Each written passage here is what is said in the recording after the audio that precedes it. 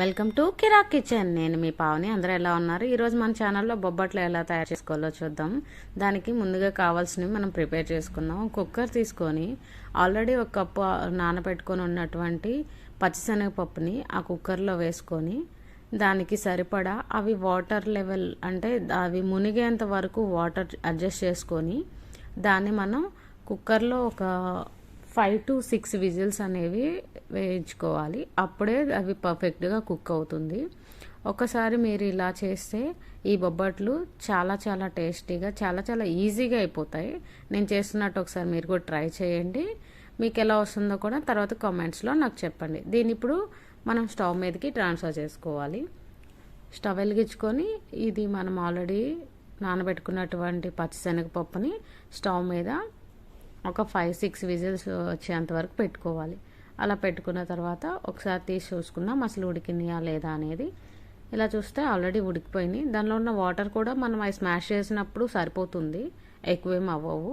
లేదంటే తీసి కూడా వాటర్ తీసేసి స్మాష్ చేసుకొని వాటర్ కూడా మిక్స్ చేసుకోవచ్చు. చూడండి, నేను చెక్ చేస్తున్నా, ఆల్రెడీ ఉడికిపోయినాయి.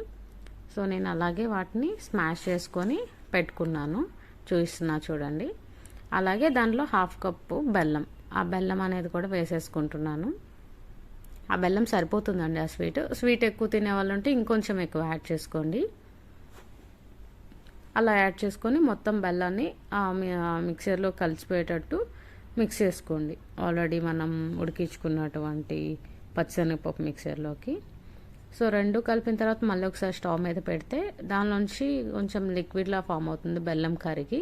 సో అది బెల్లం కరిగి వాటర్ ఉంటుంది కదా, సో దాన్ని కూడా ఆ మొత్తం మిక్స్ అయిపోయేలా కలుపుకొని తర్వాత ఇలాచీ యాడ్ చేసుకోవాలి. అది ఫ్లేవరింగ్ మంచి స్మెల్ అంతా వస్తుంది. కొంచెం ఏ స్వీట్ అయినా కొంచెం అంటే కొంచెం సాల్ట్ అనేది యాడ్ చేస్తే ఆ స్వీట్కి మంచి టేస్ట్ వస్తుంది. ఇలా లిక్విడ్ లాగా అవుతుంది కదా, కొంచెం సేపు మనం స్టవ్ మీద పెట్టుకుంటే దగ్గర పడుతుంది. అప్పుడు మనకి కావాల్సినటువంటి స్టఫింగ్ రెడీ అయిపోతుంది. ఇంకా మనకి ఇలా సరిపోతుంది. స్టవ్ ఆఫ్ చేసుకుంటే సరిపోతుంది. దీన్ని కొంచెం చల్లార్చుకోవాలి. ఈలోపు మనం ఒక బౌల్ తీసుకొని దానిలోకి 1 కప్ ఆఫ్ మైదా తీసుకోవాలి. 1 కప్ ఆఫ్ మైదాని మనం ఇప్పుడు మిక్స్ చేసుకోవాలి. దానిలోకి పైన లేయర్ కూడా చప్పగా ఉండకుండా స్వీట్గా ఉండాలంటే కొంచెం ఒక 2 to 3 spoons of sugar water తీసుకోవాలి. షుగర్ వాటర్ తీసుకుంటే మనం పైన ఉన్న లేయర్ కూడా మనకి తినడానికి చాలా మంచిగా అనిపిస్తుంది, స్వీట్గా ఉంటే తినాలనిపిస్తుంది కదా, దానికోసం మాత్రమే ఈ 2 స్పూన్స్ ఆఫ్ షుగర్ యాడ్ చేసుకొని వాటర్లో ఆ వాటర్ని మనం ఇందులో మిక్స్ చేసుకుంటున్నాం. ఇలా చేసి ఒకసారి ట్రై చేయండి. ఇంకొకసారి మీరు మళ్ళీ ఇలాగే చేయాలి అనిపిస్తుంది. చూడండి, ఇలాగా మిక్స్ చేసుకుంటే పర్ఫెక్ట్గా కలిసిపోతుంది. సరిపోతుందండి. 1 గ్లాస్ వాటర్ సరిపోతుంది 1 కప్కి ఈజీగా. దాని అలాగా మిక్స్ చేసుకొని పెట్టుకోవాలి.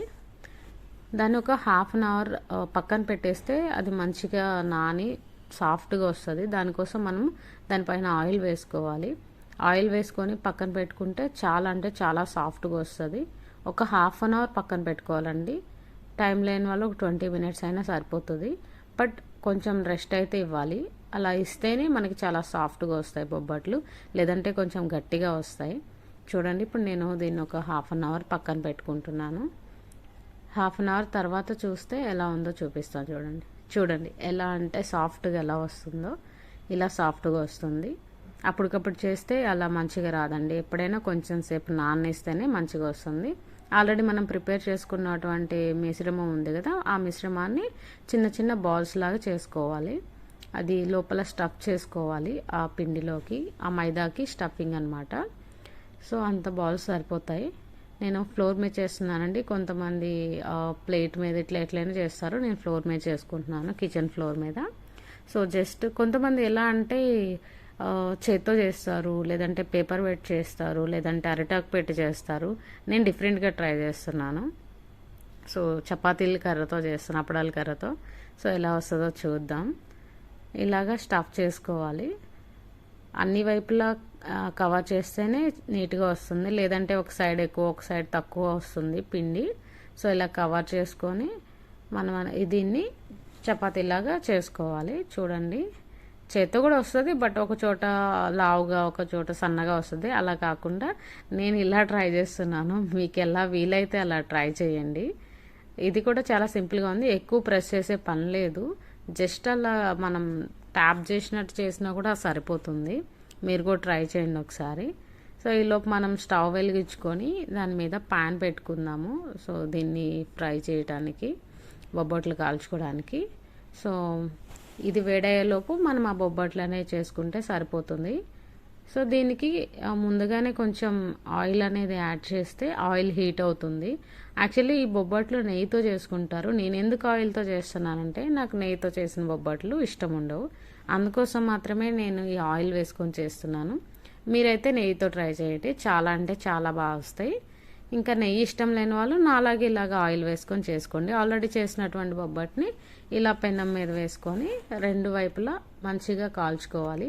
అలా అని చెప్పేసి ఎక్కువ కాలకూడదు, మాడిపోతే టేస్ట్ వేరుంటుంది. అలాగా కాలకుండా కూడా తీయకూడదు. చాలా ఎలా అంటే టేస్ట్ అనేది మంచిగా తెలియదు. ఇంకా ఉడకపోవడం వల్ల కడుపు నొప్పి కూడా వస్తుంది మైదా కాబట్టి. సో సిమ్లో పెట్టుకొని ఇలా ఫ్రై చేసుకోవడం వల్ల చాలా మంచిగా కుక్ అవుతుంది. 2 సైడ్స్ మంచిగా కుక్ చేసుకొని ఫ్రై చేసుకొని తింటే చాలా అంటే చాలా బాగుంటుంది. బట్ కాలాలి, మంచిగా కాలితేనే టేస్ట్ అనేది వస్తుంది.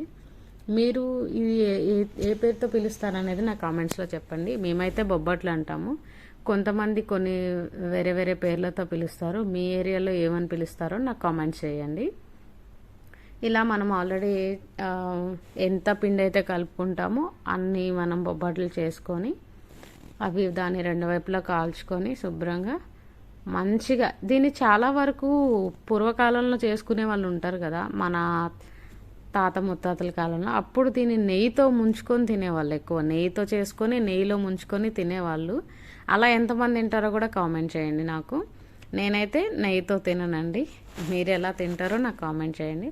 ఇలా రెండు వైపులా కాల్చుకొని అలా మిగిలినవి కూడా మనం ఎన్ని అయితే చేసుకోవాలనుకుంటున్నామో అన్నీ చేసుకొని పక్కన పెట్టుకోవాలి. ఇవి ఎక్కువగా ఉగాదికి చేస్తారు. దీని వెనకాల ఏమైనా రీజన్ ఉంటే, మీకు ఎవరికైనా తెలిసి ఉంటే నా కామెంట్స్లో పింగ్ చేయండి. నేను దాని గురించి ఇంకొక వీడియో చేస్తాను. ప్రజెంట్ నాకైతే అంత తెలీదు, జస్ట్ జనరల్గా ఉగాదికి చేస్తారని మాత్రమే తెలుసు. మీకు అలా కాకుండా దాని వెనకాల ఏమైనా రీజన్ ఉంటే నాకు చెప్పండి. చూడండి, నేను ఆల్రెడీ చేసేసుకున్నాను. ఇవి ఎంత అంటే అంత సాఫ్ట్గా వచ్చినాయో చూడండి. దాన్ని మనం ఇట్లా చేసినా కూడా అది ఎంత సాఫ్ట్గా మంచిగా ఉందో. ఇలా అన్నీ చేసేసుకొని తినేస్తే సరిపోతుంది. మీరు కూడా ట్రై చేసి ఎలా వచ్చిందో నా కామెంట్స్ రూపంలో చెప్పండి. Don't forget to follow my channel, like, share and subscribe. Bell icon click చేయండి, నోటిఫికేషన్లు మీకు వస్తుంటాయి. వీడియోని త్వరగా చూసేయండి. ఓకే ఫ్రెండ్స్, బాయ్, ఉంటా మరి.